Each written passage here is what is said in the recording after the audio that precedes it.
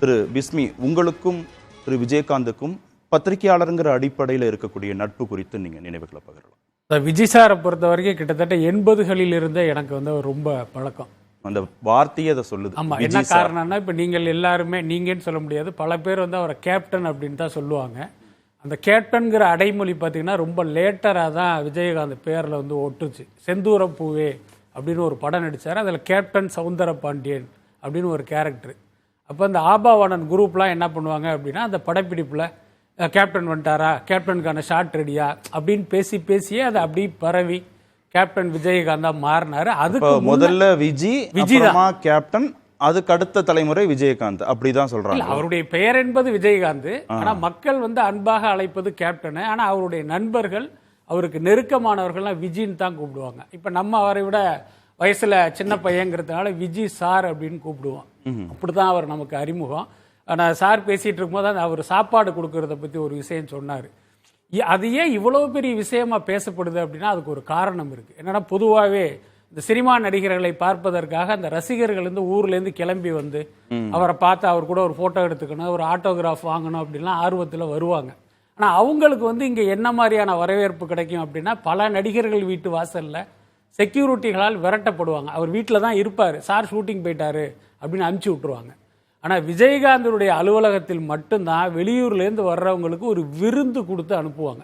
விஜயகாந்த் இருக்காரோ இல்லையோ, அவரை தேடி வந்தாங்க அப்படின்னா அங்கே சாப்பிட்டுட்டு தான் வெளியில் போக முடியும். நான் சொல்கிறது ரோஹிணி லாட்ஜ் காலத்தில் ஒரு கட்டத்தில் பார்த்தீங்கன்னா எல்லா நேரமும் அங்கே சமையல் நடக்கிற அளவுக்கு பார்த்தீங்கன்னா அங்கே ஒரு விருந்து நடந்துக்கிட்டே இருக்கும்.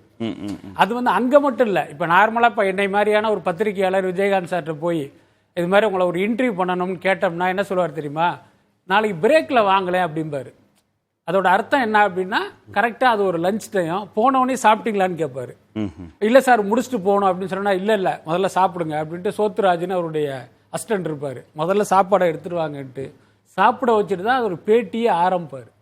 அந்த மாதிரி பார்த்தீங்கன்னா அவருடைய செயலில் பார்த்தீங்கன்னா இவர் சாப்பிட்டாரா, இவர் பசியோடு இருக்காராங்கிறது இருந்துக்கிட்டே இருக்கும். இப்போ இன்னைக்கே தேமுதிக அலுவலகத்தில் வந்து அந்த மக்கள் கூட்டத்தை பார்க்குறோம். இது அத்தனை பேரும் வந்து தேமுதிக தொண்டர்களா அப்படின்னு கேட்டால் நிச்சயமா இல்லைன்னு தான் நான் சொல்லுவேன். விஜயகாந்த் மீது வந்து தனிப்பட்ட முறையில் அபிமானம் கொண்டவர்களுடைய கூட்டம் தான் அங்கே அதிகம்.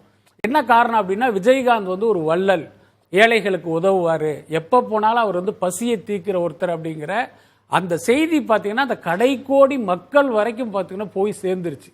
அதுதான் இன்னைக்கு நான் வரும்போது கூட பார்த்தேன், ஒரு கடவாசல்ல ஒரு விஜய் சார் ஃபோட்டோ வச்சு மனித நேயம் அப்படின்னு போட்டிருக்காங்க. விஜயகாந்த்னும் போடல, கேப்டனும் போடல, வெறுமனே மனித நேயம் அப்படின்னு மட்டுமே எழுதியிருக்காங்க. ஸோ அந்த அளவுக்கு பார்த்தீங்கன்னா அவருடைய மனித நேயம்ங்கிறது கடைகோடி மக்கள் வரைக்கும் போய் சேர்ந்துருக்கு. அப்புறம் இன்னொரு தகவல், சார சொன்னதுலேருந்து மீண்டும் வர்றேன், இது ரொம்ப ஒரு முக்கியமான விஷயம். திரைப்பட கல்லூரி மாணவர்களுக்கு கிட்டத்தட்ட ஒரு 50 பேருக்கு ஒரு வாய்ப்பு கொடுத்தாரு அப்படின்னு சொன்னார். அது உண்மை. அதுக்கு முன்னால் திரைப்பட கல்லூரி மாணவர்களுடைய நிலைமை எப்படி இருந்துச்சு அப்படின்னா, இவங்கெல்லாம் ஆர்ட் ஃபிலிம் எடுக்கிறவங்க, இவங்க எடுக்கிற படம் வந்து பயங்கர போரு, 5 நிமிஷத்துக்கு மேலே பார்க்க முடியாது, அரை மணி நேரம் ஒருத்தர் நடந்துக்கிட்டே இருப்பான் அப்படிங்கிற மாதிரியான ஒரு கருத்து தான் இருந்தது. அதே மாதிரி டிஎஃப்டி படிச்சுட்டு வர்றாங்க அப்படின்னா அவங்களுக்கான ஒரே போக்கிடம்ங்கிறது தூர்தர்ஷன் மாதிரியான ஒரு இடத்துல வேலை கிடைக்கும். அப்படி கிடைக்கல அப்படின்னா அவங்க ஏதாவது கல்யாண வீடியோ எடுக்க வேண்டியதான். இதுதான் நிலவரம். ஆனால் ஊமை விழிகள் படத்தில் திரைப்பட கல்லூரி மாணவர்களுடைய இயக்கத்தில் விஜயகாந்த் நடித்த பிறகுதான் அந்த டிஎஃப்டிங்கிறதே ஒரு பிராண்டா மாறுச்சு. அதுக்கப்புறம் தான் டிஎஃப்டி மாணவர்கள்கிட்ட இந்த இண்டஸ்ட்ரியில் உள்ள தயாரிப்பாளர்கள் மரியாதையை உள்ள கூப்பிட்டு கதை கேட்கவே ஆரம்பிச்சாங்க. அதுக்கப்புறம் உங்களுக்கு தெரியும், RK Selvamani DFT, RV Udhayakumar டிஎஃப்டின்னு இந்த டிஎஃப்டி மாணவர்கள் இந்த இண்டஸ்ட்ரியை ஆண்டுகிட்டு இருந்தாங்க. ஸோ அந்த அளவுக்கு திரைப்பட கல்லூரி மாணவர்களுக்கு ஒரு அந்தஸ்தையும் கௌரவத்தையும் புகழையும் கொடுத்தது விஜயகாந்த் சார். இந்த நேரத்தில் நம்ம வந்து ஒரு கோரிக்கை வைக்கணும்னு ஆசைப்படுறேன். என்ன அப்படின்னா, இன்றைக்கு இருக்கிற தமிழ்நாடு அரசு திரைப்பட கல்லூரி எம்ஜிஆர் திரைப்பட கல்லூரியாக இருக்குது. அதுக்கு அந்த பேர் வந்து பொருத்தமானது தான், தகுதியானது தான், மாற்றம் இல்லை. ஆனால் அதுக்குள்ளார ஒரு அரசியல் இருந்தது. ஏற்கனவே பார்த்தீங்கன்னா எம்ஜிஆர் ஃபிலிம் சிட்டியாக இருந்தது, ஜெயலலிதா அம்மையார் ஆட்சி காலத்தில் ஜெயலலிதா ஃபிலிம் சிட்டியாக மாறி மறுபடியும் ஒரு அரசியலுக்காக அது எம்ஜிஆர் ஃபிலிம் சிட்டியாக மாற்றி அந்த வளாகத்திலே இருக்கிறதுனால இந்த திரைப்பட கல்லூரிக்கு எம்ஜிஆர் திரைப்பட கல்லூரிங்கிற ஒரு பேர் இருக்குது.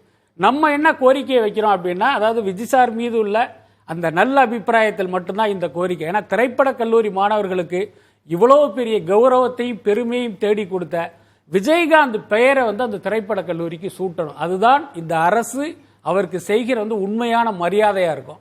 நேற்று என்ன சொல்லியிருக்காங்க அப்படின்னா, அவருக்கு வந்து அரசு மரியாதைப்படி அவருடைய உடல் நல்லடக்கம் பண்ணணும் அப்படின்னு சொல்லியிருக்காங்க. முதல்வர் சொல்லியிருக்காரு. அது உண்மையிலேயே பாராட்டத்தக்க ஒரு முடிவு தான். அதை தாண்டி காலம் முழுக்க இவருடைய பெயர் நிக்கணும், அது திரைப்படத்துறை சார்ந்த ஒரு இடத்துல இருக்கணும் அப்படின்னா இந்த திரைப்பட கல்லூரிக்கு விஜயகாந்தோடைய பெயரை சூட்டுவது ஒரு சரியான விஷயமா இருக்கும். அப்ப எம்ஜிஆர் பேரை எப்படி அங்கிருந்து எடுப்பது, அது ஒரு பெரிய அரசியல் ஆயிடாதா அப்படின்னா, நீங்க இந்த பிலிம் சிட்டிக்கு எம்ஜிஆர் பேரை வச்சுங்க, இந்த பிலிம் இன்ஸ்டிடியூட்டுக்கு விஜயகாந்த் பேரை வைப்பது தான் பொருத்தம். இன்னும் கேட்டால் நான் காலையிலேருந்து பல பதிவுகளை பார்த்துக்கிட்டு இருந்தேன். ஆனால் எந்த திரைப்பட கல்லூரி மாணவரும் வந்து இந்த ஒரு கோரிக்கையை வந்து அவங்க வைக்கவே இல்லை. அது எனக்கு பர்சனலாகவே ஒரு பெரிய வருத்தம். ஏன்னா இதில் இன்னொரு தகவல், அந்த மர்டர் ஏகோன்னு ஒரு ஷார்ட் ஃபிலிம் பண்ணுறாங்க இவங்க, அதுதான் ஊமை விழிகள் படமாக மாறுது. அன்றைக்கு விஜயகாந்தை விட மிக உயரத்தில் இருந்த ஒரு உச்ச நட்சத்திரத்தை தேடி போய் தான் அந்த படத்தில் நடிக்க கேட்குறாங்க. அவர் என்னன்னா இவ்வளவு ரூபா எனக்கு சம்பளம் கொடுங்க அப்படின்னு கேட்டு இவர்களால் தர முடியாமல் அந்த படத்தில் நடிக்க மறுத்து விட்டார். ஆனால் விஜயகாந்த் அதில் வர்ற சம்பளத்தை பார்க்கவே இல்லை. இவங்கெல்லாம் ரொம்ப திறமையானவங்க, இவங்களுக்கு ஒரு லைஃப் கொடுக்கணும் அப்படின்னு அவர் நடித்தார். அப்போ விஜயகாந்துக்கு இந்த கடமை, இந்த மரியாதை செய்வது வந்து கடமை, அதை செய்யணும் அப்படிங்கிறத நம்ம இந்த நேரத்தில் வலியுறுத்த கடமைப்பட்டிருக்கோம். நம்புவோம். 1986 விஜயகாந்தோடைய பேட்டி, என் காம்பவுண்டுக்குள்ள வந்த யாரும் பசியோடு போகக்கூடாதுங்கிற தலைப்பிட்டு வந்திருக்கு. அதில் 2 செய்தி மட்டும் சொல்லிட்டு இடைவேளைக்கு போவோம். ஒன்று வந்து ஏன் சாப்பாடு போடுறாரு எல்லாருக்குங்கிறதுக்காக அவர் என்ன சொல்றாருன்னா, அடையாறு மேனன் பங்களால தான் அந்த இனிக்கும் இளமையுடைய படப்பிடிப்பு. அவர் புதுமுக நடிகராக அங்கே அறிமுகமாகிறாரு. புதுமுக நடிகர்களை தீண்டத்தகாத மாதிரி பார்ப்பாங்க, சாப்பாடு போடுவாங்க. சுதாகர், மீரா, ராதிகாலாம் ஏற்கனவே ரொம்ப பாப்புலர், அவங்களுக்கெல்லாம் ஏக உபசரிப்பு. நான் வந்து ஒரு மூலையில் நின்றுட்டே இருந்தேன் அப்படின்னு அவர் வந்து சொல்கிறாரு. ரஜினிகாந்த்னு ஏற்கனவே ஒருத்தர் இருக்க போது ஏன் இன்னொரு விஜயகாந்த் அப்படின்லாம் அவர் கேட்டு அவமானப்படுத்தியிருக்காங்க. அது சாப்பாடு அவருக்கு வந்து உணர்த்தியிருக்கு முக்கியத்துவத்தை. இன்னொன்று, அகல் விளக்கு திரைப்படத்தில் நல்ல பசியோட ஒரு மத்தியான சாப்பாட்டு வேலையில் சாப்பிட உட்காந்து சாப்பாடு தட்டுலெல்லாம் போட்டாச்சான். நல்ல பசி பொறுக்க முடியாமல் நான் சாப்பிட உட்காந்துட்டேன், ஷோபா வந்துட்டாங்கன்னு சொல்லி உடனே சாப்பிட விடாமல் எழும்ப சொல்லிட்டாங்க. என்ன ரொம்ப பாப்புலரான நடிகர் வந்த பிறகு இதுக்கப்புறம் தான் அவருக்கு அந்த சாப்பாடை எல்லோருக்கும் கொண்டு போய் சேர்க்கணும், யாரும் பசியோடு இருக்கக்கூடாதுங்கிற அந்த எண்ணம் வந்ததாக அவர் உணர்த்துறாரு அந்த பேட்டி. அதுல இன்னொரு தகவல் கூட இருக்கு. இப்ப வந்து எல்லாருக்கும் அவர் சாப்பாடு போடுறாரு அப்படிங்கிறது எல்லாருக்கும் காமனா தெரிஞ்ச விஷயம் தான். இன்னொன்று அவர் என்ன பண்ணாருன்னா, ஷூட்டிங்ல வந்து அந்த தொழிலாளர்களுக்கு சாப்பாடு கொடுப்பாங்கல்ல, அதுல வந்து ஒரு பாரபட்சம் இருந்தது.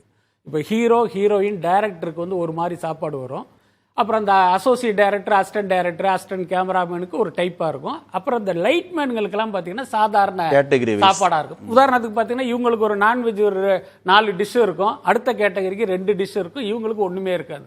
விஜயகாந்த் சாரோட இதில் தான் எல்லாருக்கும் ஒரே மாதிரியான சாப்பாடுங்கிறதே கொண்டு வந்தார். அதுக்கு பிறகு தான் பல படப்பிடிப்புகளில் வந்து இது வந்து ஒரு நடைமுறையாகவே மாறிச்சு. எப்பயுமே பார்த்தீங்கன்னா நம்ம வாழ்க்கை அனுபவம் வந்து நமக்கு ஒரு பாடத்தை கொடுக்கும், நமக்கு ஒரு இடம் வரும்போது அதை நம்ம இம்ப்ளிமெண்ட் பண்ணணும், அதுதான் சரியான மனித.